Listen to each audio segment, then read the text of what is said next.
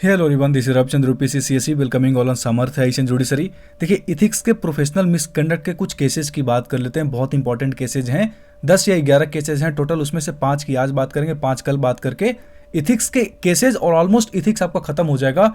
अगर आप चाहते हो कि मैं रूल्स भी पढ़ाऊं तो रूल्स एकमात्र ऐसा टॉपिक है जो बचा हुआ है।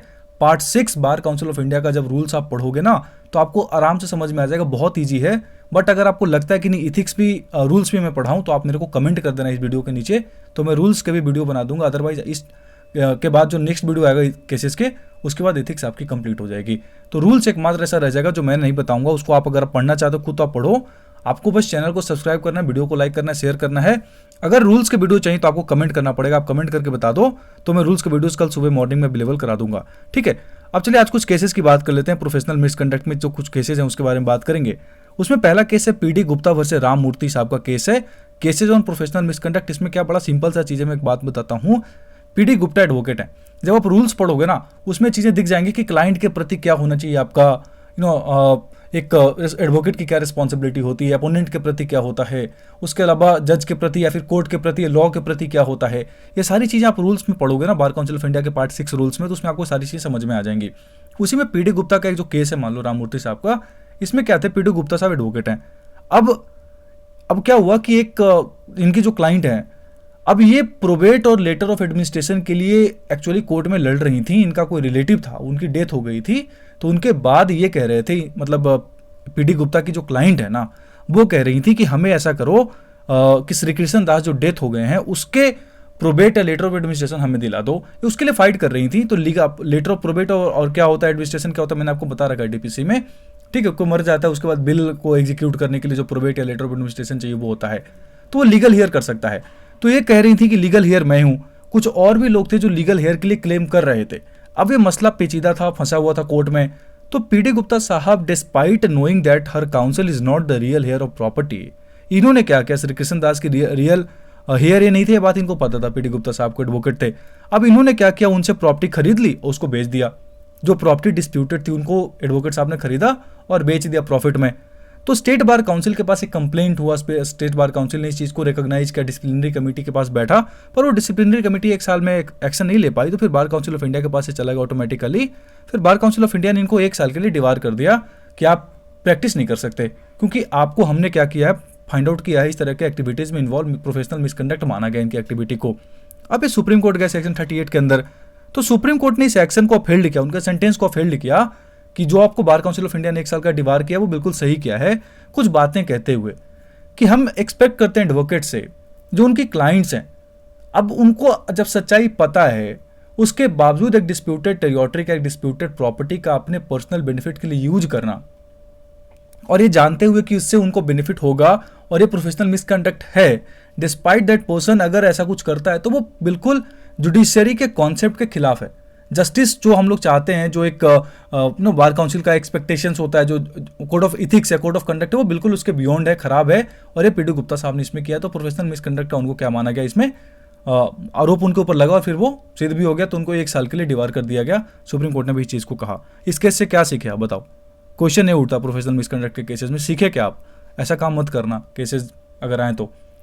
ठीक है, आप जब रूल्स पढ़ोगे ना उसमें रूल्स में दिया हुआ है, इसलिए मैं कह रहा हूँ, अगर रूल्स आप पढ़ लियो तो ठीक है, अदरवाइज मुझे कहना मैं पढ़ा दूंगा सुबह में, कोई इशू नहीं है। ऐसे ही केस है शंभू राम यादव वर्सेस हनुमान दास खत्री साहब का। ये तो बड़ा ही खतरनाक केस था भाई। इसमें सुप्रीम कोर्ट ने बड़ा क्लियरली कहा कि writing letter to his client to send money to bribe the जज इज अ सीरियस मिसकंडक्ट। अब इसमें हुआ क्या था कि शंभू राम यादव साहब ने कंप्लेन किया हनुमान दसरी के खिलाफ, हनुमान दास खत्री एडवोकेट थे उनके खिलाफ, कि ये कह रहे हैं एक इनके जो क्लाइंट है उनको कि आप इतने लाख रुपए दे दो, इतना पैसा दे दो, क्योंकि वो जो जज साहब है ना वो घूस लेते हैं, उनको हम पैसा देके केस आपको जिता देंगे। ऐसा उन्होंने लेटर लिखा। ये कितना सीरियस मिसकंडक्ट है आप सोचो। एक वकील एक ऐसे कह रहा है क्लाइंट को, अपने एक जज के बारे में।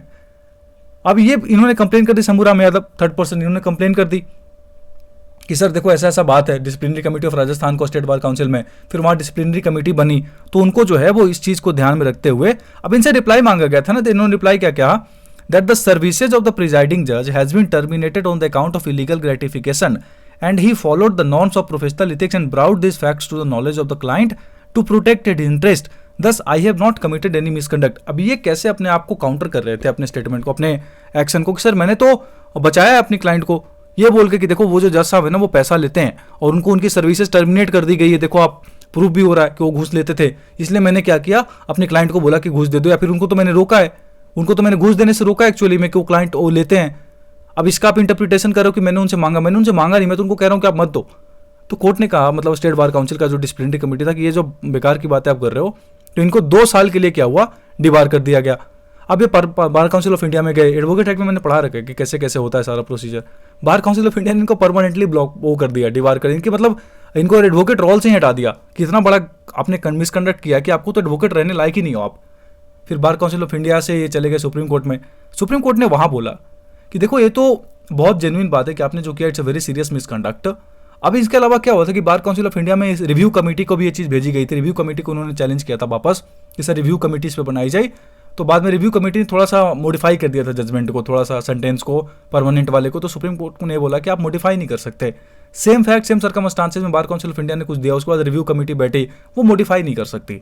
ये बात कहा section 44 of the advocates act के अंदर देखोगे तो रिव्यू की बात हो रखी, मैंने बताया हुआ है आपको।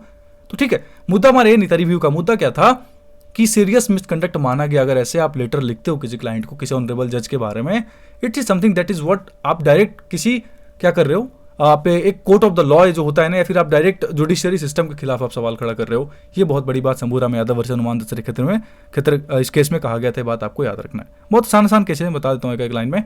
डीपी चड्ढा वर्सेस त्रियोगी नारायण मिश्रा साहब का केस क्या देखो। अब इसमें डीपी चड्ढा साहब जो हैं वो एडवोकेट हैं।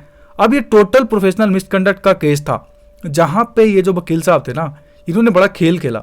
इन्होंने क्या किया कि अपने क्लाइंट का कुछ ऐसे हेराफेरी करा कि उनसे इन्होंने एक ब्लैंक वकालतनामा पे साइन करा, मतलब इनके पास ब्लैंक वकालतनामा था, वो भी साइंड था, और एक ब्लैंक पेपर था जिसके ऊपर भी इन्होंने साइन करा रखा था। और ये कह रहे थे कोर्ट में बार बार खड़े होके कि सर हम, इन्होंने तो कंप्रोमाइज कर लिया है, इनके खुद के क्लाइंट के बारे में कंप्रोमाइज कर लिया, इसलिए छोड़ दो, अब खत्म करो इस केस को। तो कोर्ट ने इंसिस्ट किया कि ऐसा करो, आप अपने क्लाइंट को लेके आओ ना, वो फिजिकली प्रेजेंट होकर अगर कहते हैं कि हाँ सर हमने तो कंप्रोमाइज कर लिया, तो कंप्रोमाइज हो गया। पर ये बार बार कुछ ऐसा अपीलिंग करके या फिर कुछ भी ऐसा प्रोसीजर करके इस चीज़ को खत्म कर दे रहे थे कि फिजिकली प्रेजेंट ही नहीं होने देना चाह रहे थे। जबकि इन्होंने क्या किया था, वो फर्जी था, वो कंप्रोमाइज भी फर्जी था, इनके सारे एक्ट्स भी फर्जी थे, बहुत गलत था डीपी चड्ढा साहब के द्वारा जो किया गया था। फिर इनके क्लाइंट ने क्या किया, कंप्लेन किया कि मुझे तो पता भी नहीं है कि ये सारी चीज़ों ने कंप्रोमाइज की तो हमने बात ही नहीं करी है। ये सारी बातें स्टेट बार काउंसिल ऑफ जो है वहाँ पे गया, डिसिप्लिनरी कमेटी बनी, वहाँ पे इनको 5 साल के लिए क्या गया, डिबार किया गया, वार कर दिया गया प्रैक्टिस से। फिर बार काउंसिल ऑफ इंडिया ने इनको 10 साल के लिए वार कर दिया और बढ़ा दिया सेंटेंस को। पर सुप्रीम कोर्ट ने जो बात बोली वो हमारे इंपॉर्टेंट है। देखो इन्होंने मिसकंडक्ट तो किया, टू बी वेरी ऑनेस्ट, की ब्लैंक वकालतनामा और ब्लैंक पेपर पे इन्होंने साइन करवा के कंप्रोमाइज का नाम देके कोर्ट को भी इन्होंने गुमराह करने का कोशिश किया है, क्लाइंट को तो किया इन्होंने। तो जो रूल्स होता है उस रूल्स के खिलाफ इन्होंने काम किया है। ये बातें तो ओके, इसमें कोई दिक्कत नहीं है। पर एक बात इन्होंने कही बार काउंसिल ऑफ इंडिया के रिगार्डिंग जो आपको याद रखना है, ठीक है आपने केसेस, आपने सेंटेंस बढ़ा दिया, 5 साल का 10 साल कर दिया, परमानेंट कर दो, ओके, बात कोई दिक्कत नहीं है, उसमें आप कर सकते हो। पर जब आप ऐसा कर रहे होते हो ना, एक चीज एक्सपेक्टेड हो आपसे रूल्स के अंदर कि आप उसको प्रॉपर एक बताओगे दैट वाई हम आपके खिलाफ जो है, मतलब why should be not basically take action against you, या फिर क्यों आपको हम परमानेंटली बार नहीं करें लॉयरशिप से, एडवोकेसी से। ये सवाल का जवाब मतलब होता है ना सो कॉज नोटिस, कि आप कारण बताओ, नोटिस के आप कारण बताओ कि हम आपको हमेशा हमेशा के लिए बंद क्यों नहीं करें या हमेशा हमेशा के लिए एडवोकेसी से बाहर क्यों नहीं करें। यह प्रोसीजर फॉलो नहीं किया गया बार काउंसिल ऑफ इंडिया के द्वारा, यह प्रोसीजर गलत है। मतलब इनको इस केस में बस एक लेनियंसी मिली थी, अदरवाइज प्रोफेशनल मिसकंडक्ट तो माना ही गया। बाकी वही सेम स्टेट बार काउंसिल वाला जो था सेंटेंसिंग को रिस्टोर कर दिया गया। पर इस केस में कि आपने जो एक कहा ना कि प्रोसीजर फॉलो नहीं किया, वो गलत किया था। ओवरऑल प्रोफेशनल मिसकंडक्ट मानकर इनको क्या हुआ, 5 साल की सजा सुप्रीम कोर्ट के द्वारा भी सुनाई गई थी बाद में। 5 साल की सजा इन द सेंस मतलब एडवोकेसी से बाहर कर दिया गया। अब देखिए आरडी सक्सेना वर्सेस बलराम प्रसाद शर्मा का केस क्या है। आरडी सक्सेना साहब एडवोकेट थे। अब ये MP state cooperative bank limited में लीगल एडवाइजर के रूप में वो थे। अब क्या हुआ कि इन्होंने बैंक जिनका टर्मिनेशन का हो गया, रिलेशनशिप का, बैंक से इनका रिलेशनशिप क्या हो गया, खत्म हो गया। बैंक ने कहा कि सर अब हमें आपकी जरूरत नहीं, आप जा सकते हैं। तो जो आपके पास फाइल्स पड़े हैं कोर्ट के बैंक के, वो हमें आप लौटा दो। जेन्युइन सी बात है। अब इन्होंने फाइल्स लौटाने के बजाय इनको बोला कि आप 1 लाख रुपया जो मेरा बाकी है पहले वो दो। अब ये किस बेसिस पे बाकी है ये इन्होंने बताया अपने तरीके से।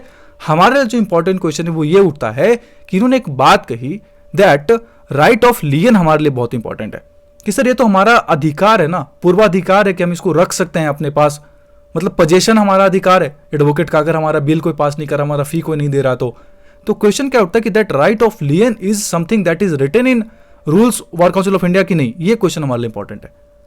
तो रूल्स 28 और 29 को जब पढ़ोगे तो कहता है, रूल्स 28 कहता है that after the termination of the proceeding the advocate shall be at liberty to appropriate towards the settled fee due to him any sum remaining unexpended out of the amount paid or sent to him for expenses or any amount that has come into his hands in that proceeding.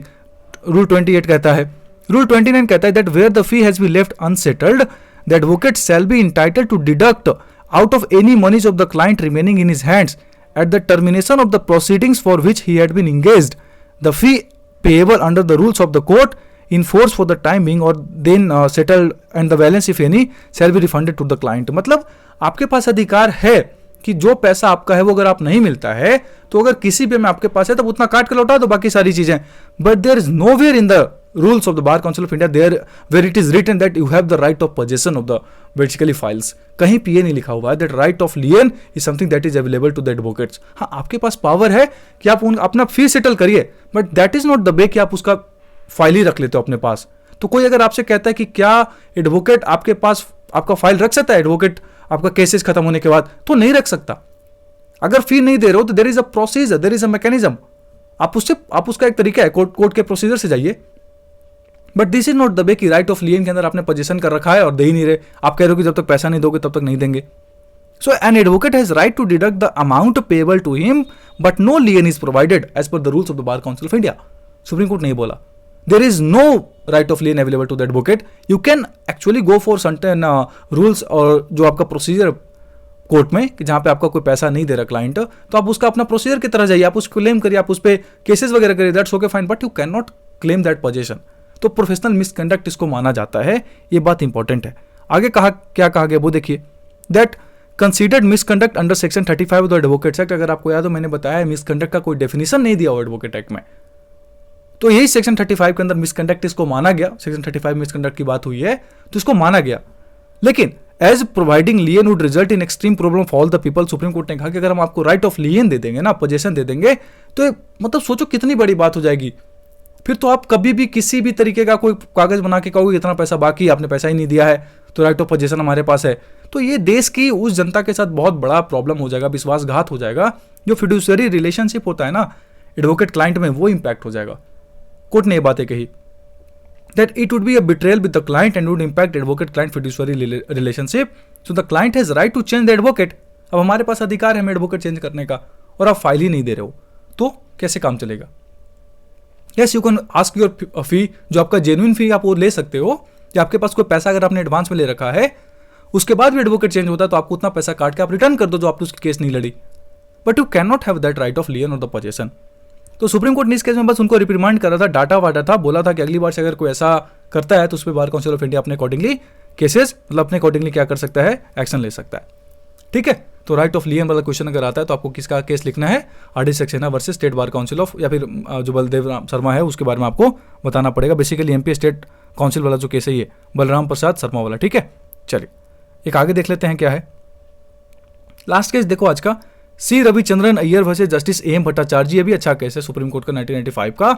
इसमें क्या हुआ था कि justice A M Bhattacharya जी का, इन्होंने क्या किया, basically अपना एक कुछ बुक्स वगैरह लॉन्च किया, कुछ पब्लिशर से बात करी कितना पैसा मुझे मिलेगा, आप मेरा बुक लॉन्च कर देना जो भी है. अब ये चीज़ इन्होंने इनकम टैक्स में नहीं दिखाई. इनको कुछ पैसा है, मान लो मुझे 1000 रुपये आता है किसी चीज़ से, और वो मैं इनकम टैक्स में नहीं दिखाता हूँ तो बीइंग अ जज, तो क्या रिस्पॉन्सिबिलिटी होगी, कौन इसके ऊपर एक्शन ले सकता है बताओ. अगर एक तो जज is what individual, if you are not showing income tax there is a procedure. Income tax वाला जो मतलब अगर आपको लगता है कि इनकम टैक्स नहीं दिखाया गया जेन्युइन, तो अगर वो पेमेंट कर रहे हैं, अगर वो इनकम टैक्स भर रहे हैं तो इनकम टैक्स उस पर एक्शन ले सकता है कि इन्होंने इनकम टैक्स नहीं दिखाया सर, इनकम टैक्स इन्होंने गलत दिखाया है. तो जो एक कॉमन सिटीजन के लिए प्रोसीजर है वो फॉलो हो सकता है, there is nothing wrong in this. But इस केस में क्या हुआ, जस्टिस एम भट्टाचार्य जी को वहां के बार council of Maharashtra and Goa, bar association, chief justice जो भी हैं, इन्होंने इतना ज़्यादा रिजोल्यूशन पास कर करके मीडिया में वो चीज़ें दे दी, प्रेस में आ गया, इनकी इज्जत इतनी खत्म कर दी थी ना, ये फोर्स्ड हो गए थे रिजाइन करने के लिए. And justice M Bhattacharya ji finally resigned after that. तो अब इनकी ये सारी एक्टिविटी से वकील साहब का ना वो हो गया रविचंद्रन अय्यर का कि क्या चल क्या रहा है हमारे सिस्टम में.